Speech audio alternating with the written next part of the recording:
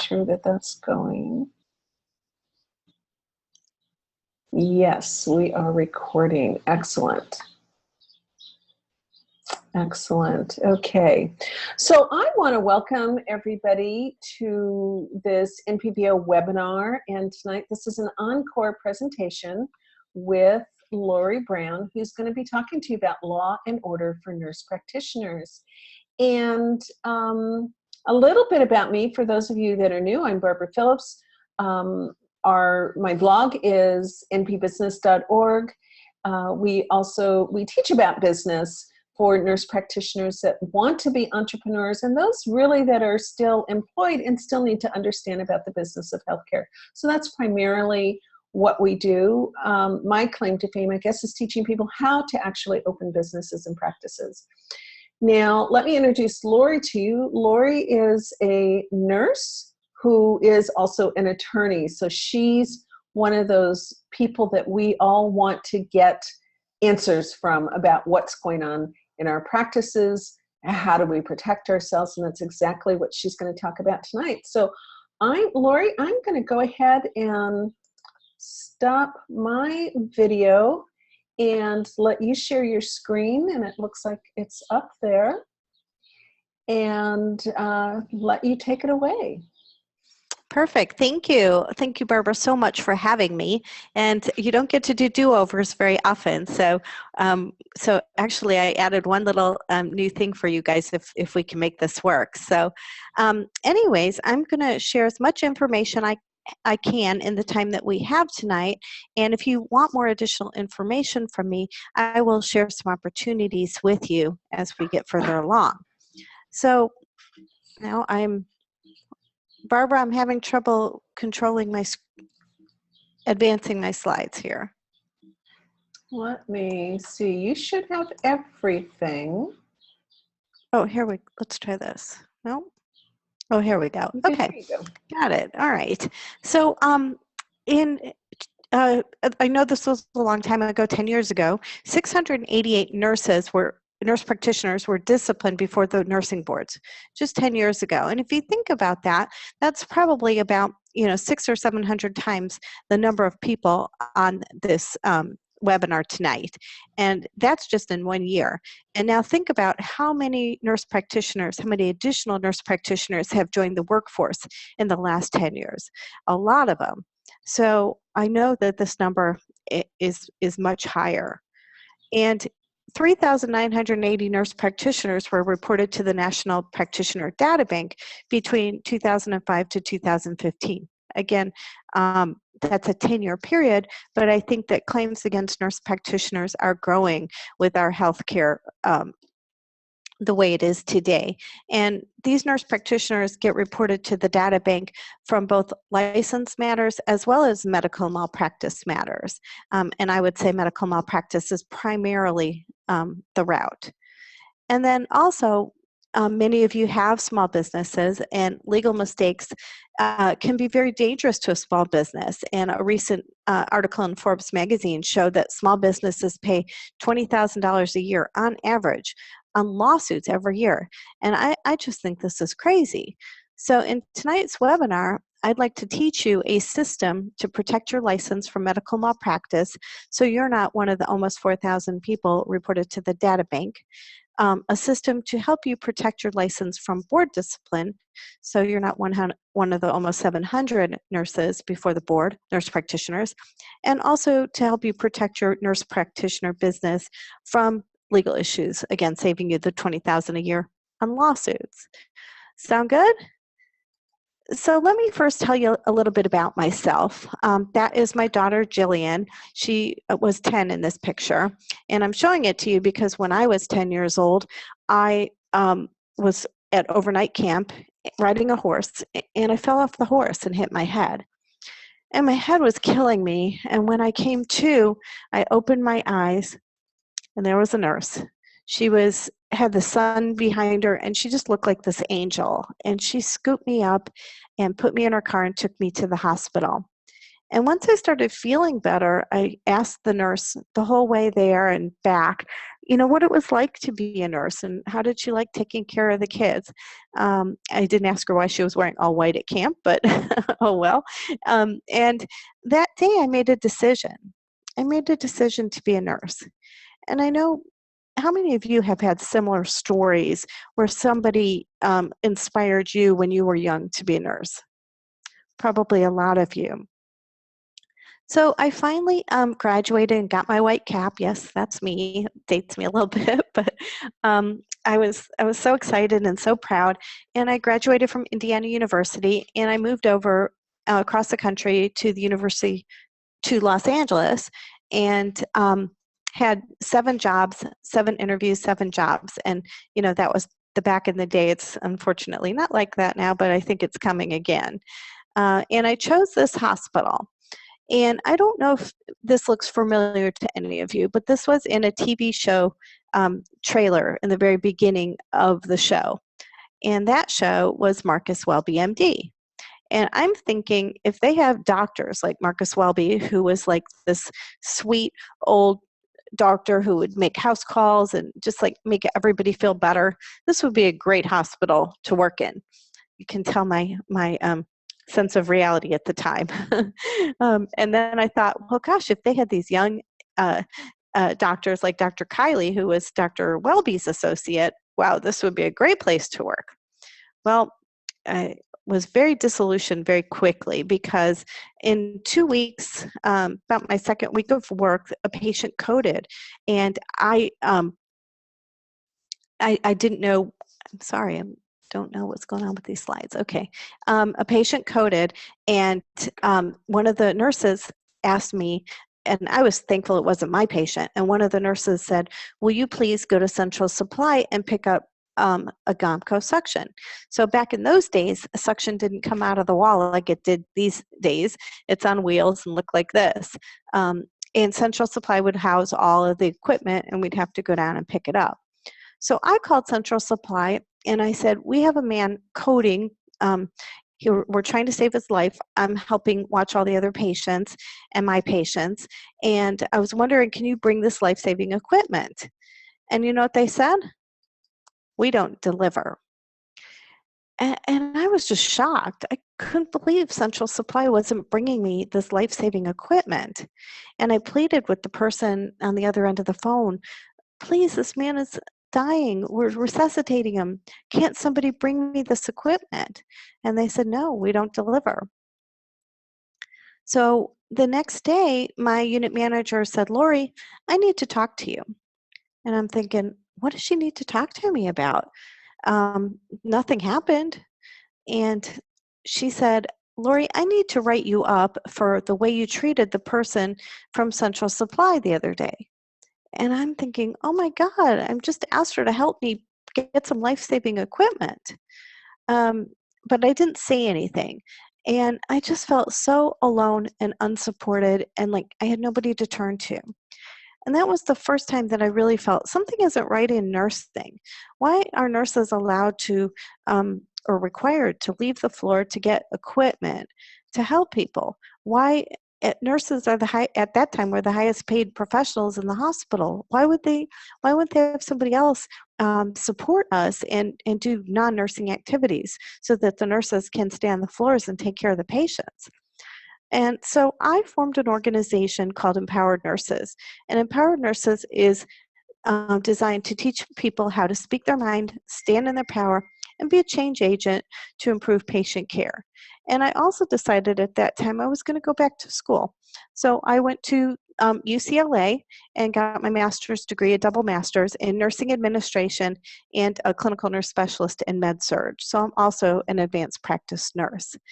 And when I figured if I had my own unit, I can run it the way that I wanted to run it, and my staff would be treated so much better, and I wouldn't allow my staff to run down to Central Supply and get things. I would do what I could to have nurses do what they're trained to do, and that's take care of patients. And so I was a unit manager for a couple of years in California on a surgical unit. And then I moved back to Indiana and became a unit manager of a neurosurgical unit. And that was going fine. My staff were wonderful. I was very ahead of my time, very participative, let them do their own schedules, things like that. I always had team meetings to figure out how can we improve things. But I started getting some pushback from administration because I wanted to make some changes. I could do fine on the unit, but not in the hospital. And what I realized is when you're in middle management, either you conform or you leave. So I went to law school, and here I am today. And this has been 26 years. I feel like I am a nurse for nurses. I have the best job in the world because I get to work with nurses all day. And I represent nurses before the licensing board. I've represented over 400 nurses, not just in Indiana, but I work nationally and co-counsel with other attorneys or do a process called legal coaching. And then I also help them prevent malpractice and protect their license. And also I deal with contracts. I have the leading Supreme Court case in Indiana regarding a breach of a physician employment contract. And they fought me tooth and nail all the way up to the Supreme Court, and I won all the way because the hospital breached the contract based on a proposed Stark regulation, which wasn't even in effect. And I got triple damages and attorney fees, and it was awesome. So anyways, it's just my pleasure to help healthcare professionals and primarily nurses. And so several nurses, after doing this for several years, came before me with the same kind of stories about what happened to them. And I thought, gosh, if I could figure out a way to help protect their license and protect them from malpractice, this would be awesome. And so I came up with a system, which I'm going to share with you tonight, and that's called GIFTS. And GIFTS is basically an acronym. And the GIFTS stand for giving, integrity, focus and follow through, trust, and source. So I'm going to share the gifts with you through stories. So Missy was a nurse practitioner, a nurse midwife, and she was used to working with a doctor group, a physician group, and she would see patients every 20 minutes, and she worked there for 10 years. It was great. The hospital wound up buying the physician practice, didn't take the nurse practitioners with them, so she was looking for another job. And she wound up at this clinic that primarily took care of Medicaid patients. And these Medicaid patients, many of which were higher risk. And she wasn't allowed to refer them. She was also given she was also required to schedule her patients every 15 minutes. And coming from a healthy pregnancy environment with 20-minute visits to a 15-minute Medicaid, many of them high risk kind of a practice, was very difficult for her. And she was having trouble keeping up, and they would write her up. And finally, they fired her. And when you're fired in some of the states, you have to put on your license renewal that you had to put on your license renewal if you've been terminated, reprimanded, or disciplined in your capacity as a healthcare provider. So since she was terminated, she did have to answer yes and appear before the board and explain the circumstances surrounding her termination. So let's talk about the gifts, and then we'll see if Missy was using her gifts, okay? So as I said, the GIFTS are an acronym, and they stand for giving, integrity, focus and follow through, trust, and source. So giving, nurses are naturally giving to their patients, or we wouldn't be a nurse. We wouldn't have gone into nursing. But we're not necessarily giving to other people or ourselves. And so in this situation was Missy giving to her patients when she was trying to see them every 15 minutes when they were higher risk. So if you'll just answer in the chat, yes or no, was Missy giving? I'd love to get your participation on this part of the program. So Barbara, if you could let me know what people are saying.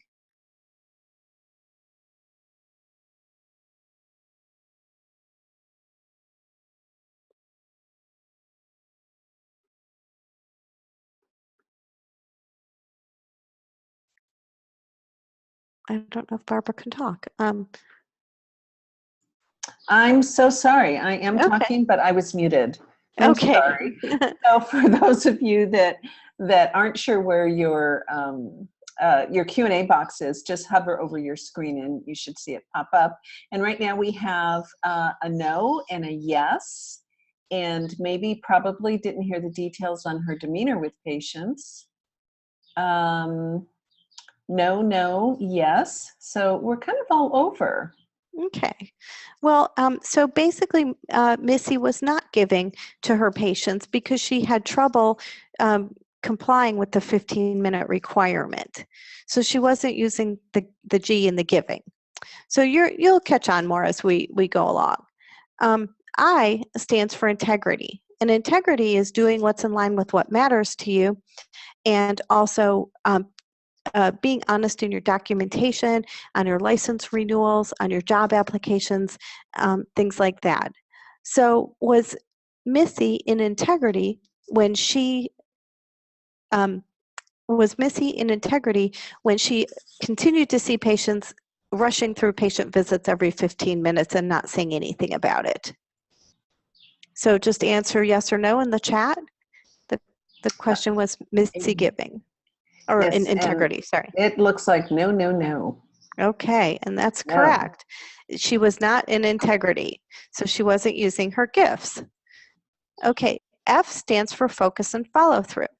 And focus and follow through is so important in nursing.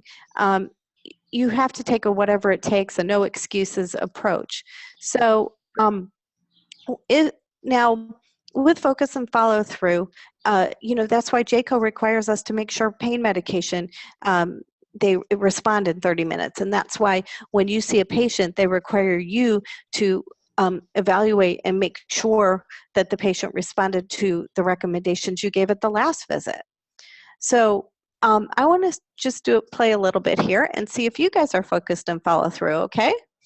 So I'm going to show a statement on the screen, and I want you to read the statement, and if you your job is to count the number of F's in the sentence. Okay, so your job is to count the number of the letter F's in the sentence. Now, the top of the sentence that tells you to count the number of F's, don't count that F. Just count the F's in the main sentence. Okay, so I'm going to turn on that screen and give you a minute to count the number of F's. And if you will put the number in the chat, or in the Q&A, sorry, I'd love to hear what you guys are saying.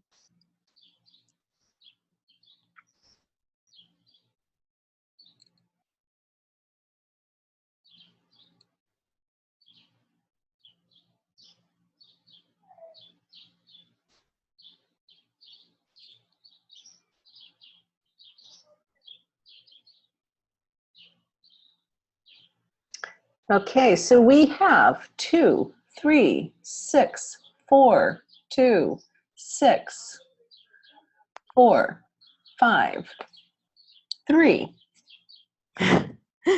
3. Okay, so is it 3, 4, 5, or 6?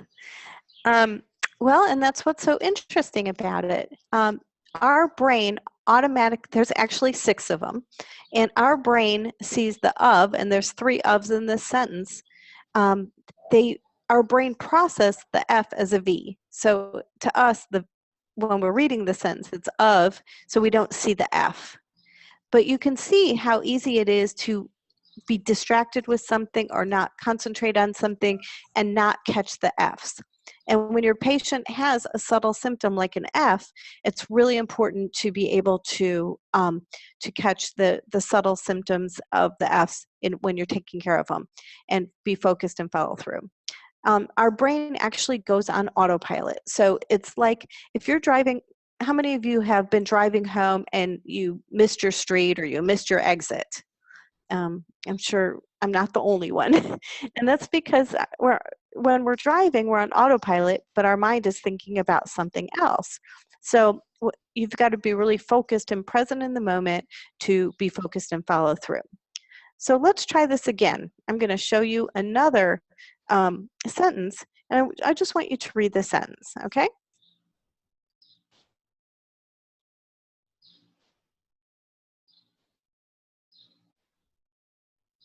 Okay, so how many of you read I Love Paris in the Springtime? Just answer yes or no in the chat box, or the Q&A, sorry. I have a no, a yes, yes, yes, no. Yes, no, no, no, yes, yes, yes, yes, yes. And Okay. then somebody, actually, whoever's Figured it anonymous, they got it. Okay, so basically the sentence actually says, I love Paris in the springtime. And again, it just shows how we go on autopilot and we may not necessarily be as focused and follow through. So I've got one more that I can show you, and this is a little video. So so your job is to count the, hold on. Okay, your job is to count the number of passes to the blue or to the white players, okay? That's all you have to do. Count the number of passes to the white people, the white shirts playing basketball. That's better, white shirts. Okay, sorry. Yeah, sorry about that. That was not correct. Okay, let's see.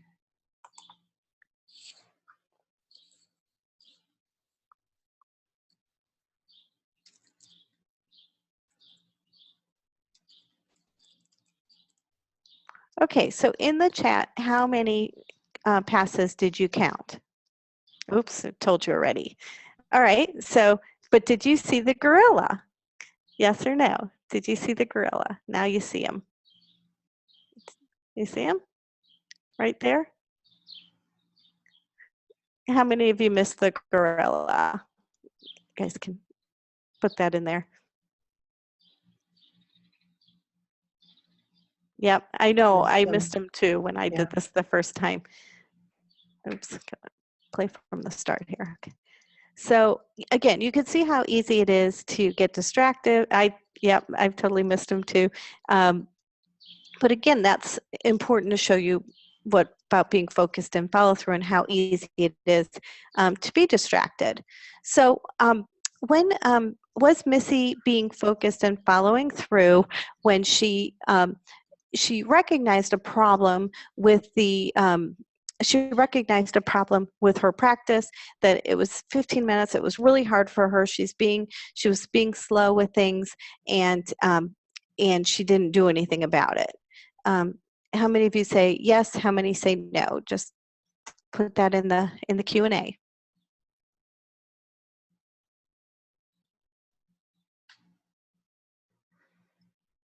So the question is, was she being focused and follow through and doing anything about her situation? So we have a no and no, yes, no, no, no, yes, no, no, but I was written up for saying something about it, not enough time. So NPs are going through this scenario here. Not focused, no, no. Yeah, she couldn't give her patients the attention they needed in that amount of time, and she didn't do anything about it. So, so the focus and follow through, she was not being focused and follow through. And the T stands for trusting your gut. Your gut is there for a reason. I don't know if any of you have kids, but I know the minute any of my children have a problem, I know in a nanosecond that something's wrong. And I can also walk into a patient's room and I know in a nanosecond if something is wrong. So so her gut was saying, if something's wrong here, why am I not having enough time to see these patients? But she didn't trust her gut because she didn't do anything about it.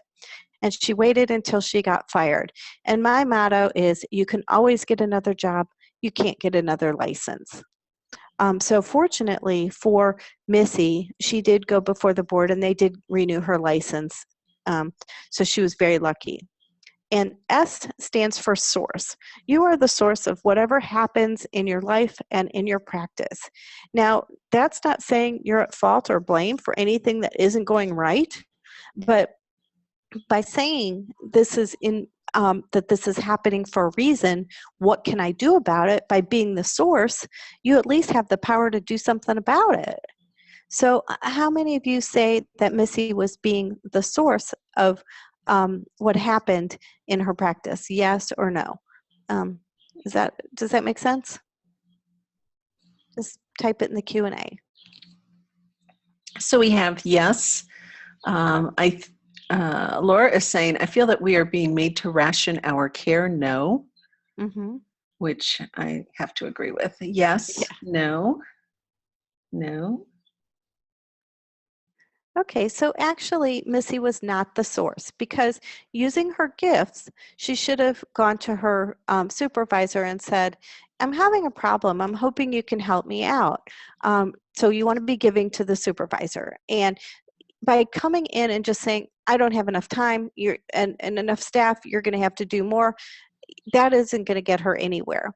So how can she come up with a creative win-win that will help her patients and help her in her job? So something like going to her boss and saying, I've got a problem. I'm hoping you can help me out. It seems that I have a lot of high-risk patients and I'm not able to see them and give them the time and attention they need in these 15-minute slots. Is it possible that you could put the more higher risk patients with one of the physicians, or is there any way that we could switch to a 20-minute spot? But I really want to be help my patients and do the best that I can so that we don't have a medical malpractice case and that we can take the best care of our patients. So she's she's being giving to her supervisors. She's being in integrity and trusting her gut. She's being focused and follow through on the situation, and she's giving some solutions. So using your gifts is helpful to be proactive. So hopefully it doesn't result in her firing. And if the supervisor says, nope, I'm sorry, this is the way we do it, she should be looking for another job, because if you wait to get, like I said, you can always get another job, but you can't get another license. Now, in my situation, and again, I was angry for years and years with my supervisor when she wrote me up about speaking to the person from Central Supply that way. So I looked at the gifts and I'm like, was I giving to the person on the other end of the phone? No, I wasn't. I was more concerned about getting the equipment. Was I in integrity by treating somebody else with respect versus pleading with them to bring me equipment when they said no? I wasn't in integrity. I wasn't focused and follow through with getting the equipment either, because it took me longer to argue with her or plead with her versus running down to get the equipment myself. My gut was saying, she's not gonna deliver it, go get it. And I wasn't the source of what happens. So the source is, you are responsible for what happens in your life and your practice. And if something, it's a place to stand in. So if you are the source of something, you have the power to do something about it. If you're blaming everybody else for your situation, you're giving your power away to everybody else. So if you're blaming the staffing or the economy or not having enough help or not having enough equipment, and that you can't do your job properly, you're not being the source. The source would say, okay, how can I get these things done? How can I come up with creative solutions to get more staff, equipment, supplies, whatever it is. Does that make sense to everybody? Okay, so I'm going to talk to you about Linda now. Now, Linda was a nurse practitioner who works in pediatrics, and Linda's boyfriend got in a car accident and did not have insurance. And so she took it upon herself to prescribe Darvocet or Norco for him. I guess it was a while ago, Darvocet, for his pain. She only wrote one prescription with one refill. But of course, she had a collaborating physician. They found out about it. She's a peds nurse, and she was prescribing to somebody who wasn't her patient and also an adult. So was Linda being giving in this situation because she wrote a prescription. It sounds like she would be because she wrote a prescription to her boyfriend, but was she giving to herself? Was she protecting her license? You guys can answer in the chat, yes or no.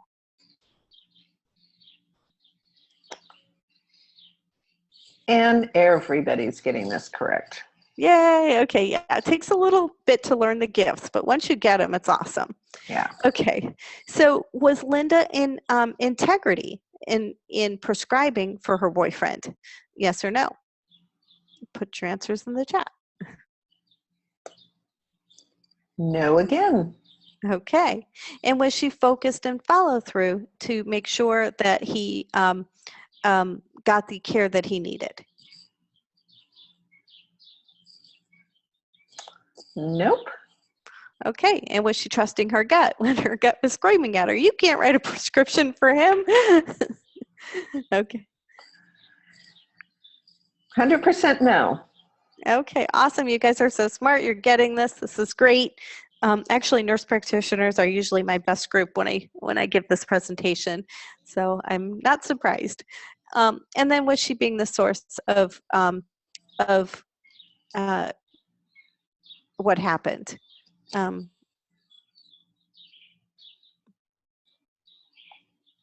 we have no's and yeses this time. Okay, so she was being the source of helping him get his medication, and my question wasn't as clear as I guess it should have been, but she was the source of practicing outside the scope of her responsibilities, practicing outside her collaborative practice agreement, practicing in an age group that she's not qualified to care for. So she was the source of all that, and she wound up with appearing before the board. Now, when you appear before the nursing board, if you have a complaint, the board can do one of four things. They can give you a reprimand, which is a slap on the wrist, don't do it again. They can put your license on probation, that they just want to watch you, make sure you're safe. They can suspend your license, and they can also revoke your license. So I'd like to know what you think happened to Linda. Did she get a reprimand, probation, suspension, or revocation? So put your answers.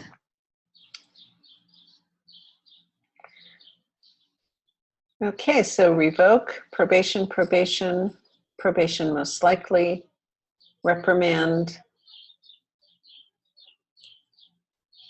probation or suspension, revocation, reprimand. So all over, we're all over on this. Okay, she, it was a one-time isolated event, and she actually got probation. And she got probation for, I believe, 18 months, which is, kind of a long time. So as you can see, had Linda used her gifts, she wouldn't have been in this situation. But the gifts take practice, and it's hard to remember. So you just ask yourself the questions when you're in a situation, and you'll find the answer, because the gifts, they work every time. But you got to use all your gifts. So you ready for another story? This is Ellen's story. And Ellen was a nurse practitioner doing family. She's an FMP, and she was working at this office and saw this man who didn't have any insurance. And she said, I believe she was treating him for his blood pressure, and she said, we really need to get some labs on you.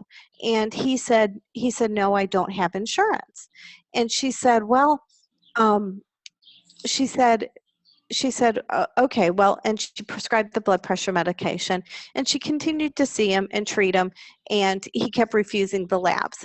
Now, Ellen did not document his refusal of the labs in the patient chart, nor did she talk to her collaborating physician about it.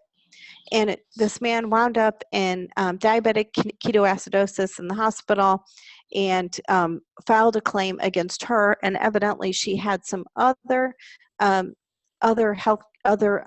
He had gone doctor shopping and had had been seeing a couple other doctors. None of them picked up on it. They were all named in this suit, and all for failure to diagnose his diabetes. So unfortunately, Ellen did have a medical malpractice case. She did have to settle, and she also wound up before the Board of Nursing because one of the questions that the board asked in this particular state was, do you have a have you settled a medical malpractice case? They don't ask if you've been named in a case, they ask if you've settled, and she did, and she had to answer yes. So let's talk about Ellen. Was Ellen giving to this man by not letting him take his blood, by not letting him do the blood test that she requested? Yes or no?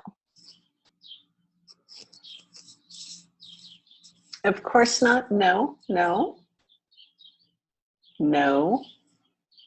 But it's the choice that went by really fast. No, but he has the right to refuse. Okay. But patients have choices. Yes, that's what it is. Okay, so no, she wasn't giving to him, and you're right. Patients do have choices, but she didn't even document it. So so that's the next question. Was Ellen in integrity by not documenting the patient's refusal of the lab tests? Nope. Nope. Awesome. Okay, you guys are getting this.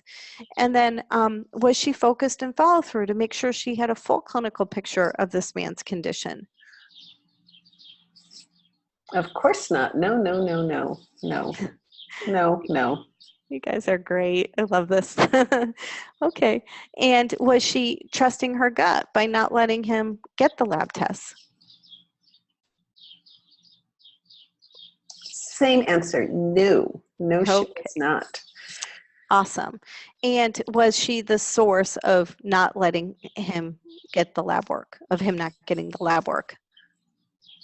Well, maybe that's a bad question, but yes. Yeah, and that's correct. So she, couple of no's, somewhat. Yeah. She was the source of not letting him get the lab test, and she was also the source of the medical malpractice case, because had she documented, had she told the collaborating physician, she had options. And here's the thing, you don't have to take care of a patient that doesn't follow your recommendations. You can fire a patient, as I call it. All you have to do is write them a letter, and I always suggest send it certified, and tell them that you'll provide 30 days emergency care, but you're not going to treat them anymore because they're not following your recommendations. And you have the right to do that. So if you think there's a patient out there just who wants to sue, or you're not compliant with your instructions, you don't have to take care of them. And that's so nice. Okay, so the gifts are, they take practice, and you've got to practice to use those gifts. Otherwise, it's like a muscle. You have to keep practicing. And so the more you use the gifts, the more you're going to get it. But the gifts are like amazing. Had each one of those nurses thought through, am I using my gifts, they wouldn't have gotten in that situation. So these, I think, are the most amazing things to help you with your practice. So now I do want to talk to you a little bit about a program that I have called NP Biz Attorney. And this program is for anybody who wants to prevent medical malpractice, prevent license discipline, and to prevent issues with their business. If you have your own business, with preventing breaches in contract, employee situations, things like that. So with license defense, an average nurse or nurse practitioner pays $7,100 through settlement of their claim. And for medical malpractice defense, I know the insurance companies usually handle that, but that's costs around $30,000. And the average cost to incorporate a business is $1,500, and the average hourly rate for an attorney is $350. But because I care about nurses and I'm so committed to nurses, I would like to help you. and I would like to save you some money as well.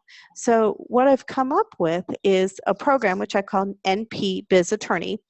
And it's interesting because, like, you know, that we did this same session a week and a half ago, or a week ago Sunday, I guess. And we had several people that signed up for the program, but many of them were still employed. And I'm helping them with all kinds of things, and it's been really fun. We do have a get to know you call, and then I send you a huge questionnaire with tons of questions that you probably never even thought about, but that's the gold standard of where we're working toward if you have your own business.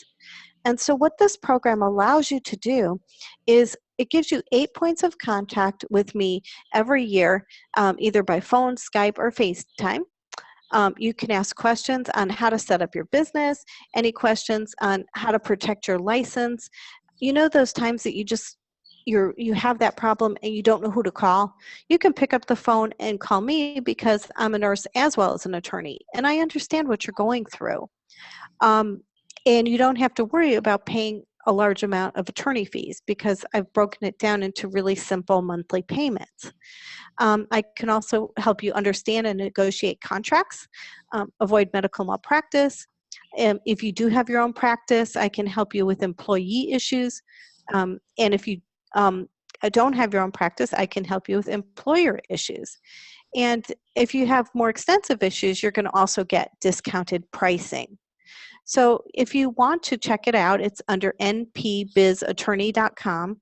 That's npbizattorney.com. And this is investment for your peace of mind. So you can do what you love and knowing that I'm available to help you with any legal headache. This is a tax write-off or a business expense. It's only $97 a month with a year commitment. So I know I've tried to answer as much as I can by sharing the gifts with you, but if you have questions now, I'd be happy to open it up for questions. And if you're interested in joining this npbizattorney.com, I would love to have you. Even though I am licensed in Indiana and Illinois, I can do transactional work, it's called, in 50 states. I just can't go into court. Okay, so you answered that one question that came in then. Okay. So Georgia is asking, and this is actually a very good question, and I think a lot of NPs find ourselves in these situations. And if you are working for someone else, you may not be able to tell or to refuse to see a patient. And in this case, she's asking about if you work for a federally qualified healthcare center, and they tell you that you cannot refuse a patient. And then you have this, you know, the patient, the last one you were talking about, who just did not want to get the lab work done. So how would you really protect yourself in that kind of a situation? You would have to talk to your supervisor or your collaborating physician and just tell them the reasons why you don't feel like you're a good fit and can give the best care for this patient. Again, just use your gifts, and you know, the healthcare center doesn't want to be sued either. So that would be the win-win is how can we get this patient the care that he needs with somebody he gets along with better so he can, you know, benefit from the services that we're providing. Does that make sense? Mm-hmm. Okay, so if you guys have questions, just put them into the Q&A. I know several of you have asked me about the chat box because we've been using that term, but the chat has been disabled and we're only using the Q&A. It's a little hard to keep track of two different streams of conversation and questions. Okay, so have you had any cases involving NPs and ADA compliance? I see a lot of businesses on the news being sued. Do you mean that you have a disability that they're not applying for, or I'm not sure your question. So Julie, can you maybe clarify a little bit about that?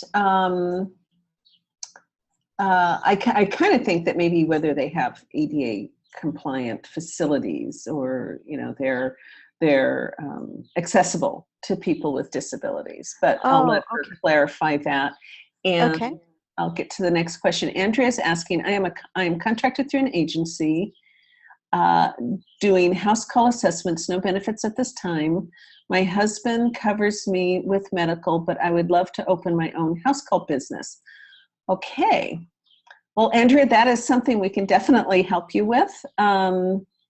You know, and I'm going to bring up a question, and I know Esther is here, and she and I discussed this earlier, but for those, there's a lot of nurse practitioners that are doing this. They are doing assessments for a lot of these companies now that are doing the Medicare annual wellness type assessments or risk assessments. Mm-hmm. Most of these, most of the time you're contracted as a 1099.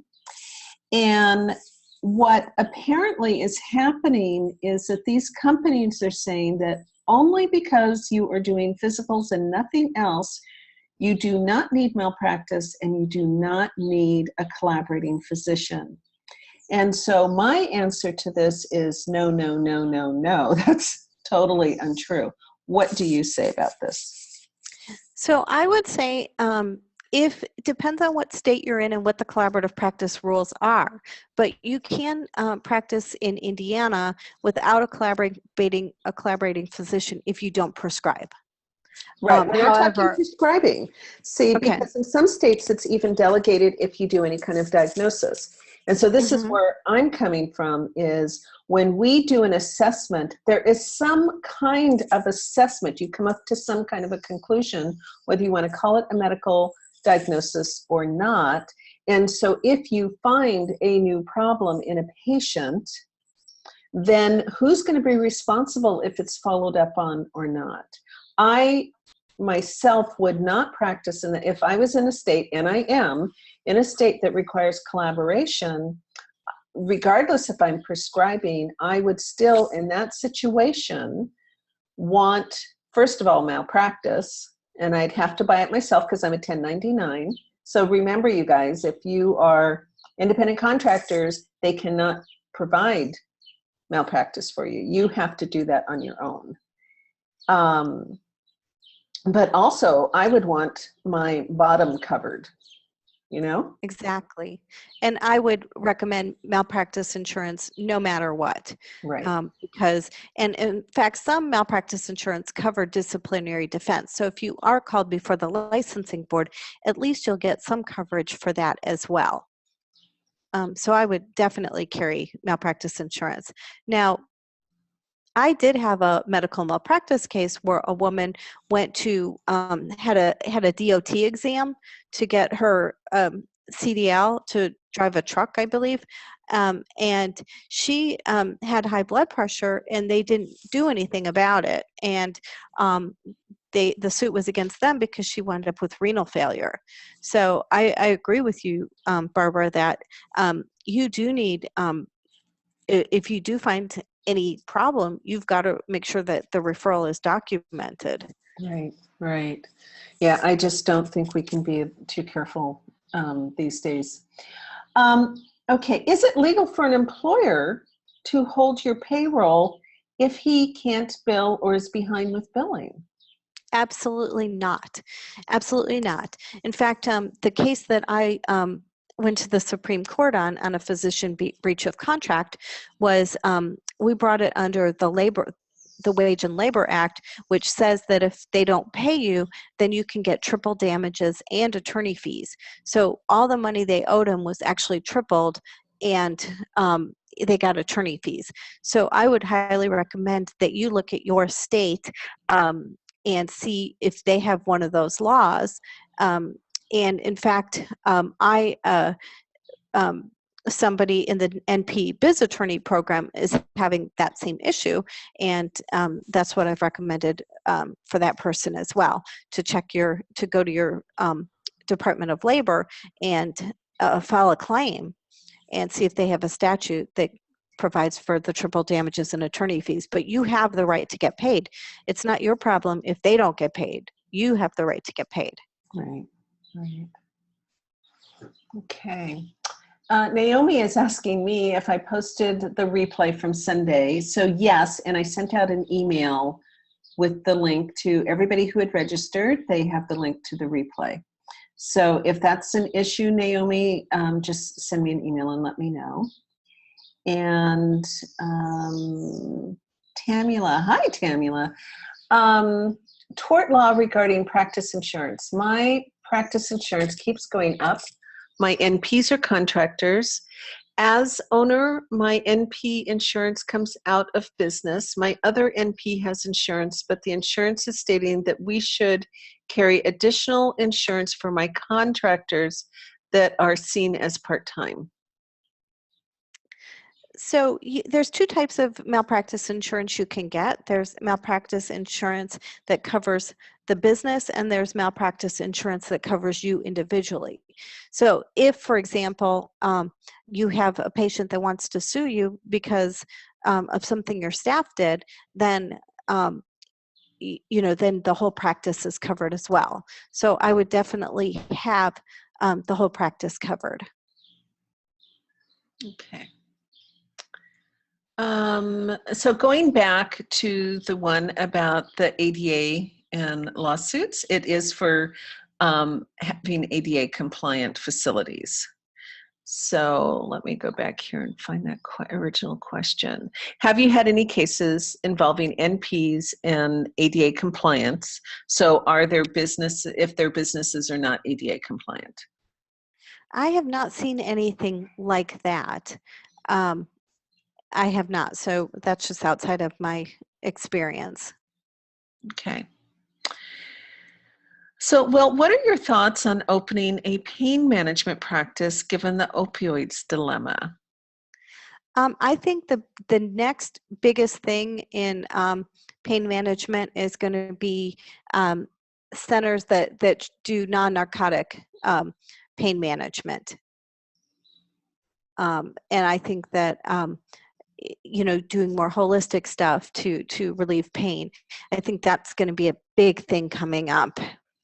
Right. So yeah, so I would definitely, I think that's jump on the bandwagon now, because I think that's going to be coming. Right, right. And I would agree with that. I think because my specialty is pain management. It has been pain management.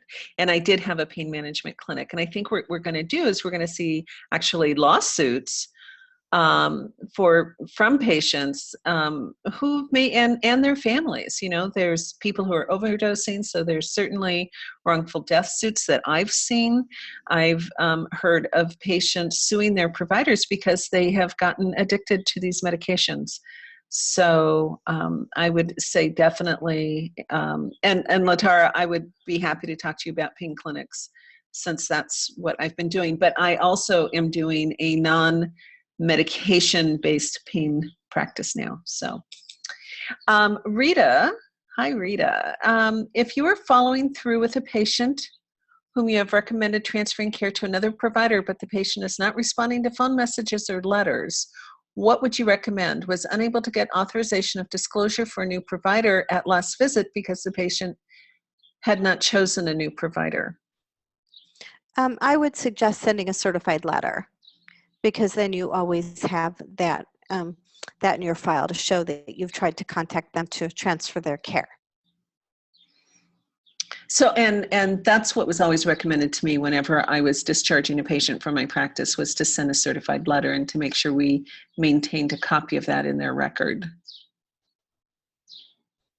Tammy's responding again. She has a house call practice in Texas. So I think what, let me go back to her original question here. This is the one about her insurance. So she has insurance for the business. She has insurance for herself. Her NPs are independent contractors. Make sure in your contract with your NPs that they're required to show you proof that they're covered. Okay. All right. And okay, this is not really a legal question. What billing code do you use for house call business when a patient is not homebound? I don't know the codes for house calls off the top of my head, But why don't you send me a note on that, and we'll make sure that that gets answered separately. And be careful of doing home visits on people that aren't homebound. Right. You really have to know what the requirements are for that insurance plan, and whether they'll even cover it, and all the other rules. Andrea, I carry my own malpractice insurance, and I have a collaborator here in South Carolina. I don't know if there was a question or if that was just a statement. Naomi is saying, oops, well, she didn't say that. I'm saying that. The company I work for as a 1099 provides malpractice insurance. Your 1099 is null and void. Would you agree, Lori? I've seen, like, again, with the other people who have joined npbizattorney.com, I've looked at some of their contracts, and their contracts are as an employee. And if you are working as a 1099 and the IRS finds out about it, and you should be an employee, because there's specific tests to determine whether you're an employee or an independent contractor. And if your employer or contractor is incorrectly coding you, they could be liable for all of your back taxes with penalties and interest. Right, right. So when you're an employee, you are not a 1099. I was actually in this situation one time, and I didn't know better, but fortunately I paid all the taxes and everything else. And so when this guy got taken to jail, I had all of my documentation. But if they're paying anything, your licensing fees, your malpractice, any of that stuff, you are not an independent contractor. So that's an issue that comes up a lot. Yeah, as a independent contractor, they can't control your working hours or your environment or your patients. They can just, it's very little supervision. And so just be very careful. An employer, they control when you work, where you work, your equipment, your supplies, who you get to see. And a lot of times the NPs are probably incorrectly made nurse practitioners when they should be employees. You mean independent contractors versus employees? Yeah. Yeah. Okay. I think we did that one. Paula. Hi, Paula. I have a solo primary care practice implementing functional medicine. I do not participate in insurance plans, strictly cash pay, and have opted out of Medicare. I've heard conflicting advice on HIPAA compliance with this kind of a practice in reference to text messaging, utilizing Skype, and email and direct communication with patients.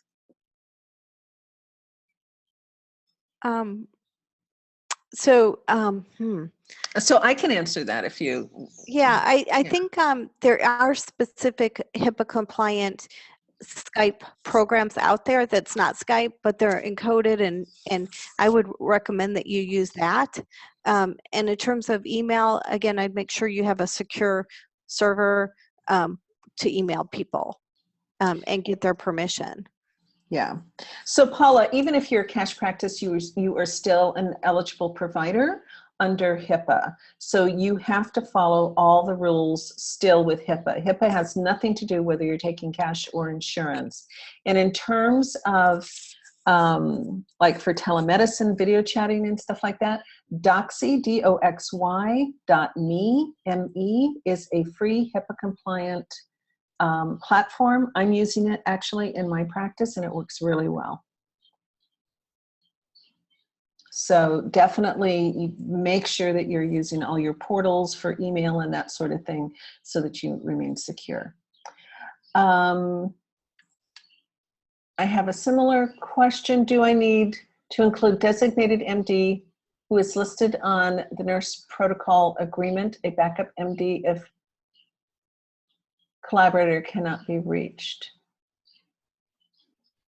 I haven't heard that you need a backup MD, but there are requirements for each state on what needs to be in your collaborative practice agreement. And so if you're in certain states, depending on where you're located, if they're not within 45 minutes of you or you can't be reached right away, they do have to have somebody step in to be a backup. So in Missouri, the physicians are required to designate somebody who is available if they are not available. But if you are a practice owner and in a state that has collaboration, I always recommend that you have a backup or somebody in your back pocket that you can call on, so that if your physician leaves, you don't lose your business. Because that has happened to many, many nurse practitioners. So you definitely, I always recommend that you do have a backup plan. Okay, so now I see the second part of the question. So this was on a malpractice policy. So I'm not real clear with this question then. So are you asking if you need to designate the physician on your malpractice? Can you let us know a little bit more about that? Julie is asking, we have an independent practice in Colorado. However, is it recommended to still have a collaborator? Would it help in the case that you are sued, especially if you're practicing solo? I would love for all states to be independent practice. So I think that you would be paying a collaborator really for not much guidance. I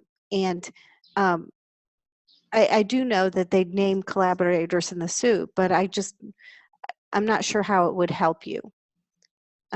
If they're going to name you, they're going to name you. If you talk to another physician about it and got advice, just document it.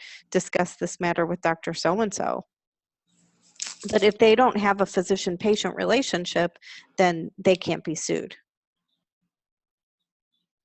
Okay. What do you say in a certified letter to a patient who has transferred termination of care? You just say that you're no longer able to provide care for them, and that you're going to give them 30 days emergency service if they need it. And also you would want to include who you how they can find another physician, maybe give them a couple names or so that they can get another physician or nurse practitioner to assume their care. Okay. Naomi is also wanting to do a non-pharmacological pain clinic and wants some tips. Naomi, why don't you just email me and we'll discuss it there since instead of here. Do I need a collaborating practice to open my own practice in New York? Angela, it depends on how long you've been practicing because the rules changed in New York. So if you have already met, I don't remember, is it 3,000? Do you know off the top of your head? 3,000 hours? I don't know. Okay, so yeah, you have to meet so many hours of supervised practice, and then you can go out on your own. So you'd need to look up your state rules for that.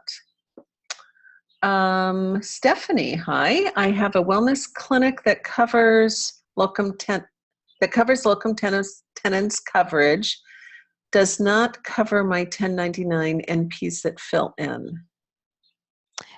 If you have a policy for your practice, for the whole clinic, it should cover anybody who's working in that practice. But it's a secondary coverage. So when I would suggest that your locums or whoever fills in for you, again, that you get a copy of their proof that they have their own malpractice insurance so that they're covered. Okay. I work for a company that sends me supplies, a laptop, and they assign members on my schedule. So they'd say that I'm an independent contractor with a 1099. I just started working 1 to 2 days a week and need a little more clarification on this. So they are supplying the supplies, the laptop, putting patients on my schedule, and not taking taxes out. I have to pay on, so I'm responsible for my taxes, or are they? So is this, the question comes down to, Lori, is this an employee or is this a contractor? The other test that the IRS uses is, are you working for other people doing the same thing? So if you have a business doing the same thing for other people, like then you could be considered like a legal, it could be considered a 1099. But if this is all you're doing, then it could be an employee situation too. I'd have to know more, because there's like 26 factors now that the IRS considers to determine if you're an employee versus an independent contractor. Okay. Latara is asking, if we join NP Biz Attorney and we need you to represent us in court, how do you handle that if we are not in your authorized state? So basically, NP Biz Attorney is a consultative program, and it allows you to call and ask questions about the areas that we discussed previously, like medical malpractice, personal injury, license protection, employee issues, contract issues, anything like that. If you do need representation in court and I'm not licensed there, I will refer you to somebody else. But my whole point of NP Biz Attorney is to keep you out of court. So I'm hoping that you won't wind up there, hoping, if you utilize the services, that you won't end up there, if you take my advice and follow the recommendations. If it is some place where I am authorized to go to court, it would be given to you at a discounted price. So the whole purpose, again, is to prevent problems rather than to have problems. Okay, so should the designated MD be added to the malpractice policy, if not the collaborator, who is integral part of documents needed to open the practice?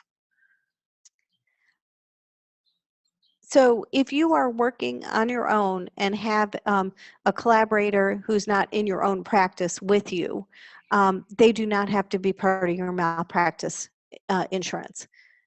Again, they don't have a physician-patient relationship with the patient. You're the one who has the physician-patient relationship. Lori, in some areas of the country, I'm hearing from NPs where the physicians are requiring the NP to purchase coverage for them. Well, again, they can get sued. It doesn't mean that they'd probably get dropped pretty quickly, because again, they don't have the physician-patient relationship. Okay. Yeah, I don't, you would have to check with your carrier and see if that's necessary, or if you want them to add the collaborator. But the collaborator would probably be covered under their own policy. Which is usually the case. I know that I frankly, well, I'll keep my thoughts to myself. But anyway, can you be sued? This is a great question, Julie. Can you be sued if your EMR is hacked? So we've had a lot of hackings going on, and then now we have this ransomware that is going on. So, and I know that some, I know you can buy insurance for this now against HIPAA, but can you actually get sued? It depends. They'd have to prove what the harm is, but I think you can. Okay. If you let confidential information out, it's a HIPAA violation, even if it's hacked. But again, the problem is going to be proving what damages were caused by it. Okay.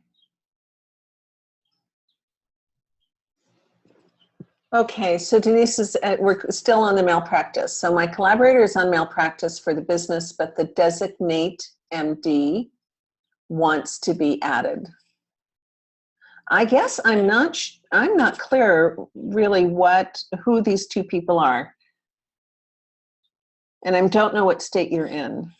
Are you clear about this, Lori? I'm just not getting it. No, and I don't know who a designated MD is versus a collaborating physician. Right, I don't either. Okay, so Andrea clarified that. Yeah, so Andrea, okay, she's working for another company, so she's the one where they sent her the laptop and Oh, are okay. taking the taxes out. Okay. So I'm working for another company, but they take taxes out. I do have a small business, but not doing anything but health tip advice and speaking to individuals about health and nutrition. So, that first one, I just don't know if that's an independent contract situation. Yeah. I don't know either. I think, we need more information to see if they're complying with that, with the IRS. Right. And it's also something you can ask your own accountant about. You can also ask, every state has local IRS agents that do these audits, and they also have a little bit of a different interpretation. And that's just from me talking to IRS agents who do audits about independent contracting. So you can always see if you can get some advice locally. So this is just a comment. In Texas, Medicare Texas, our MDs are required to see home patients at least twice a year in order for us to get reimbursed. This is for the certification, and she does carry MD insurance for them to do that. Okay. Okay, and Susan, I'm a new NP grad. Congratulations. Have all my licensing. I'm a 60-year-old with a wide circle of friends, family, and some looking for free care. What is the actual law regarding caring for and prescribing for family? I've been saying that I'm not ready to take on family as clients at this time, but some have no insurance and it is hard. My understanding is that you need to actually have a way to keep health records in order to prescribe. I'm not currently employed, but working on research with my husband. I would be very, very, very careful about taking care of family and friends. In fact, some states have laws that prohibit you from taking care of family because you just lose your objectivity. And if you are in a collaborative practice state, you need your collaborator to do anything for them. I actually have a case right now where a woman felt sorry for these three people who didn't have insurance and continued to prescribe them narcotics, and she's now before the board. So again, and I would not do that. I've had another nurse who took care of nurse practitioner who took care of employees at a nursing home because they didn't have insurance. But again, that wasn't they weren't patients of her clinic. So you can't do anything outside of your clinic if you're in a collaborative practice state. Well, and even in an independent state, you really need to have that formal patient practitioner relationship, the medical records, and the whole bit. Absolutely, yeah. And they need to sign your HIPAA documents and everything and be an official patient of yours. Yeah, absolutely. That's the fastest way to get yourself in trouble, Susan. So yeah, so use your gifts and tell them, I would love to help you out. I understand you don't have insurance and you do need care, but ethically I'm not allowed to do that. So I hope you respect my decision. And hopefully you'll have some clinics that you can refer people to, because in almost any community there's some kind of low income care for people, and that is if they qualify. So Julie is asking, is it enough to provide verbal discharge instructions, clinic, and document, or do you recommend always providing written discharge instructions even for the simplest of cases? So if a patient just comes for an outpatient visit, they don't really need discharge instructions, but if you're performing a treatment or a procedure on them, then yes. And I always recommend in writing is always the best, because if there's ever any concern, well, if she didn't tell me that, you have documentation. Whereas if you just tell them that and document it in the chart, that works too, but by having specific instructions that you actually gave them. And one of my tips that I always tell people is to put in the chart that you discuss the risk, benefits, and alternatives with the patient, and that they verbalized understanding. So just giving them the information isn't enough. You have to make sure they understand it. So always include that language, verbalized understanding. Okay, great.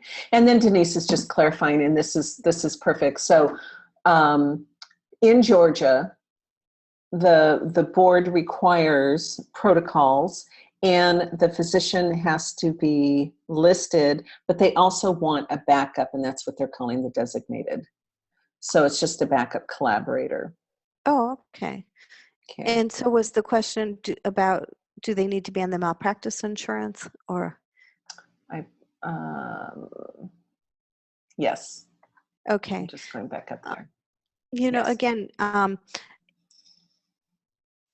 it would be up to your state requirement. And I've actually been having a lot of fun looking up all the state requirements to help everybody in the group. It's been interesting to see how similar the laws are, but in some cases a little different. Very different. Yeah, so I would check your agreement. But again, a designated MD they don't really have a physician-patient relationship. And in order to be sued for malpractice, you have to have a duty which is created by the physician-patient relationship, and they have to work under same or similar circumstances, and they have to breach the duty and cause harm. Okay, great. So that's all of our questions. Awesome. So I will just close briefly by saying, I'd love to have you part of NP Biz Attorney, because I do want to be able to answer your questions and help you to be successful and prevent all the problems that can happen. And you guys can have a problem or be part of the solution and be proactive. And if you want more information, again, go to npbizattorney.com, and here's my information as well. And I wish you all the best of success in your careers and in your life. Life's too short, and you guys make such a huge difference. I think that that you guys are on the cutting edge of the future, because healthcare, they need you.